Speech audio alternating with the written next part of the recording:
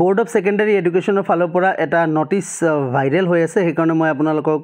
দেখাম বুলি ভাবিলো যেটো নটিছখন ভাইৰেল হৈ আছে আৰু নটিছখন হৈছে 16 জুলাই 2024 আৰু 19 জুলাইৰ ইয়াতে সিল মৰা আছে তো নটিছখন দিছে গ্ৰেড 3 আৰু গ্ৰেড 4 লেভেলৰ পৰীক্ষাৰ ডেট লৈ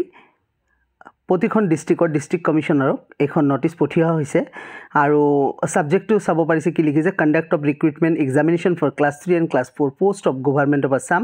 এৰেঞ্জমেণ্ট দেয়াৰ ঠিক আছে তো ইয়াতে ডিসি সাৰক প্ৰতিখন মানে জিলাৰে ডিসি সাৰক পঠিয়াইছে যে এক্সাম সেন্টাৰ এৰেঞ্জ কৰিব লাগে তো এক্সাম সেন্টাৰ এৰেঞ্জ কৰিব তাৰে এক্সাম ডেটবোৰ মেনশন কৰিছে যে এছএলআৰসি গ্ৰেড 3 एग्जाम हबो 15/9/2024 और 29/9/2024 এটা 15/9/2024 हबो हायर सेकेंडरी लेवलर परीक्षा और सेप्टेम्बर माहर 29 तारिखे हबो ड्राइवर लेवल सेकेंड हाफत और फर्स्ट हाफत हबो बैचलर डिग्री लेवल पोस्टर परीक्षा तो क्लियर हो गल 15 सेप्टेम्बरत हबो आपनालोकर हायर सेकेंडरी लेवलर परीक्षा और 29 सेप्टेम्बर हबो फर्स्ट शिफ्टत हबो ग्रेजुएट लेवलर परीक्षा सेकेंड शिफ्ट हबो ड्राइवर लेवलर परीक्षा सो एग्जाम डेट कोनो धৰণৰ চেঞ্জ নহয় এটো হৈছে অফিশিয়াল নোটিস এখন আৰু ইয়াৰে কিমানজন ক্যান্ডিডেট এপ্লাই কৰিছে তাকো কিন্তু মেনশন কৰিছে যে number of candidates higher secondary লেভেলৰ পোষ্টত মুঠ 11,23,204 জন ক্যান্ডিডেট এপ্লাই কৰিছে ইটস আ বিগ নাম্বাৰ আৰু যিখন ব্যাচেলাৰ ডিগ্ৰি এক্সাম গ্ৰেজুৱেট লেভেলৰ এক্সাম তাতে এপ্লাই কৰিছে 5,29,989 টা দ্যাট মিন্স গ্ৰেজুৱেট লেভেলত कैंडिडेट कम इमान बेसियो নহয় तो ধুনিয়াকে আপোনালোকে কম্পিটিশন কৰিব পাৰিব 5,29,989 আৰু এই গুটেইখিনি ফিগাৰ যে আছে 5,29,000 এই গুটেইখিনি কিন্তু একচুয়াল কম্পিটিশন কৰা ক্যান্ডিডেট নহয় একচুয়াল ক্যান্ডিডেট ইয়াতকে বহুত কম ঠিক আছে এখানে প্ৰিপাৰেচন যদি আপোনাৰ ভাল থাকে তো ডেফিনেটলি আপুনি কিন্তু ক্ৰ্যাক কৰিব পাৰিব তো নেক্সট মই গ্ৰেড 4 ৰ খিনি দেখাও গ্ৰেড 4 ৰ পৰীক্ষাৰ फाइनल डेट होइसे 27/10/2024 अक्टोबर माहर 27 तारिख पेपर 1 और पेपर 1 होइसे मैट्रिक लेवल पेपर 2 होइसे क्लास 8 लेवल मैट्रिक लेवलर फर्स्ट हाफत हबो मॉर्निंगत हबो और सेकेंड हाफत हबो पेपर 2 क्लास 8 लेवल पेपर 1 माने क्लास 10 लेवलत 8,28,000 कैंडिडेट एप्लाई करिसे और क्लास 8 लेवलत 5,52,000 कैंडिडेट एप्लाई करिसे ठीक আছে तो धुनियाके बुझी पाले যে एग्जाम डेट কোনো ধৰণৰ চেঞ্জ নহয় আৰু হাই সেকেন্ডাৰি লেভেলত বিগ নাম্বাৰ আছে হাই সেকেন্ডাৰি লেভেল যিসকলে পৰীক্ষা দিব হাই সেকেন্ডাৰি পোস্টও কম কিন্তু নাম্বাৰ অফ ক্যান্ডিডেট বহুত বেছি প্ৰিপাৰেচন ভালদৰে ল'ব লাগিব গ্ৰেজুৱেট লেভেলত অকমান কম আছে ঠিক আছে তাৰ পিছত ইয়াতে মেনশন কৰিছে the examination centre should be proper boundary wall examination centre boundary wall হ'ব লাগিব ঠিক আছে ধুনিয়াকে বাউন্ডারি ওয়াল থাকে যাতে দুই number point examination centre with minimum capacity 250 candidate বহিব পাৰে যাতে ঠিক আছে টু বি কনসিডাৰ্ড ক্যালকুলেটিং 3 ক্যান্ডিডেটস পাৰ বেঞ্চত 3 জন ক্যান্ডিডেট বহিব পৰা মানে পসিবল মানে 3 জন বহিব পৰা ক্যাপাসিটি ৰাখিব তেওঁলোকে however in case the examination center having capacity more than 500 is to be considered even if there is the proposed and the partial boundary wall will be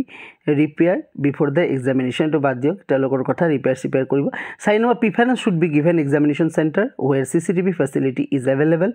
in the surrounding area তো examination center CCTV ব্যৱস্থা কৰা হ'ব আৰু তেওঁলোকক মানে হেৰি দিয়া হ'ব প্ৰিফাৰেন্স দিয়া হ'ব that means প্ৰতিখন সেন্টাৰতে CCTV ক্যামেৰা থাকিব 5 number point examination centre to be 10 kilometre radius nearest police ষ্টেচনৰ পৰা 10 কিলোমিটাৰৰ ভিতৰত হ'ব লাগিব ঠিক আছে আৰু ৰোড ধুনিয়া হ'ব লাগিব এই ধৰণৰ কথাবোৰ ডিসি সাৰক তেওঁলোকে পঠিয়াইছে যে এই ধৰণৰ ক্ৰাইটেৰিয়াবোৰ থাকিলে এক্সাম সেন্টাৰবোৰ সিলেক্ট কৰিব দিছে এতিয়া নেক্সট পইণ্ট আলোচনা কৰিম যে কোনখন মানে কোন ডিস্ট্রিক্টত এক্সাম হ'ব ঠিক আছে টু দা ডিস্ট্রিক্ট কমিশনার যিসকল ডিস্ট্রিক্ট কমিশনার পঠিয়াইছে সেই সকল ডিস্ট্রিক্টতে ডেফিনেটলি এক্সাম হ'ব তো বজালি ডিস্ট্রিক্টত এক্সাম হ'ব বাক্সাত হ'ব বিশ্বনাথ হ'ব তাৰ পিছত হৈছে হেৰিত হ'ব কাছাৰত হ'ব চৰাইদেউত হ'ব চিৰাঙত হ'ব দৰং হ'ব ধেমাজিত হ'ব ডিব্ৰুগড়ত পৰীক্ষা হ'ব ডিমা হাছাওত হ'ব গোলাঘাটত হ'ব যোৰহাট হ'ব কামৰূপ মেট্ৰ মানে গুৱাহাটীত হ'ব কাৰ্বি আলঙত হ'ব কোকৰাঝাৰত পৰীক্ষা হ'ব ঠিক আছে বঙাইগাঁও কিন্তু নাই বঙাইগাঁও আৰু ধুবুৰী নাই ঠিক আছে দ্যাট মিন্স বঙাইগাঁও আৰু ধুবুৰী ক্যান্ডিডেট গোৱালপাৰা নাই ঠিক আছে সেই সকল ক্যান্ডিডেটে কোকৰাঝাৰ আহি পৰীক্ষা দিব লাগিব ঠিক আছে লখিমপুৰ মাজুলী নলবাৰী গোৱালপাৰা ক্যান্ডিডেটে নলবাৰী পৰীক্ষা দিব পাৰিব ঠিক আছে বৰপেটা ক্যান্ডিডেটে নলবাৰী পৰীক্ষা দিব পাৰিব কিন্তু ধুবুৰী আৰু বঙাইগাঁওৰ ক্যান্ডিডেটে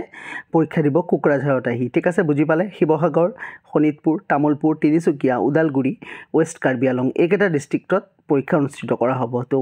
বুজি পালে তো সেইকাৰণে আপোনালোকে প্ৰিপেৰেশ্যন কণ্টিনিউ ৰাখক প্ৰিপেৰেশ্যনৰ ভিডিঅ' অলৰেডি আমি দিয়া আৰম্ভ কৰিছোঁ আমি 2টা ছিৰিজ চলাই গৈ আছোঁ বৰ্তমান ঠিক আছে ফ্ৰী ছিৰিজ মেথমেটিক্সৰ এটা ফ্ৰী ছিৰিজ চলি আছে আৰু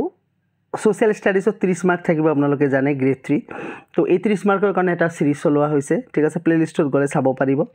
যে সোশ্যাল ষ্টাডিজ ছিৰিজ এডিআৰই 2.0 আৰু হৈছে mathematics free complete mathematics series ঠিক আছে এই দুটা ছিৰিজ কণ্টিনিউ হৈ আছে লগতে কাৰেণ্ট এফেয়াৰ্ছ আৰু জিকেৰ কিছু বোৰ্ডে ভিডিঅ' প্ৰভাইড কৰা হ'ব আৰু মক টেষ্টখিনি আমি অতি সোনকালে আৰম্ভ কৰিম ছেকশ্যনাল মক টেষ্টখিনি ঠিক আছে তো চেনেলটো যিসকলে সাবস্ক্ৰাইব কৰা নাই তেওঁলোকে সাবস্ক্ৰাইব কৰি ৰাখিব টেলিগ্ৰাম চেনেলৰ লিংক ডেসক্ৰিপচনত আছে টেলিগ্ৰামত আমি খুব ধুনীয়াকৈ প্ৰিপাৰেচন চলাই যাওঁ এক্সাম ৰিলেটেড কোৱেশ্চনবোৰ তাত প্ৰভাইড কৰি থাকোঁ বিশেষকৈ ইংলিছৰ আমি ডেইলি পেছেজ প্ৰভাইড কৰি আছোঁ ৰেগুলাৰলি দিয়া হৈ আছে টেলিগ্ৰাম চেনেলত ইংলিছৰ পেছেজত জানে আপোনালোকে 50 মাৰ্ক থাকিব ইটছ আ বিগ টাস্ক তো সেইকাৰণে পেছেজ ডেইলি প্ৰেক্টিছ কৰিব লাগিব প্ৰেক্টিছৰ কাৰণে মই কোৱেশ্চন দি আছোঁ টেলিগ্ৰাম চেনেলটো জয়েন কৰি ল'ব সকলোৱে তো এইখিনি আছিলে ভিডিঅ'টো থেংক ইউ সো মাচ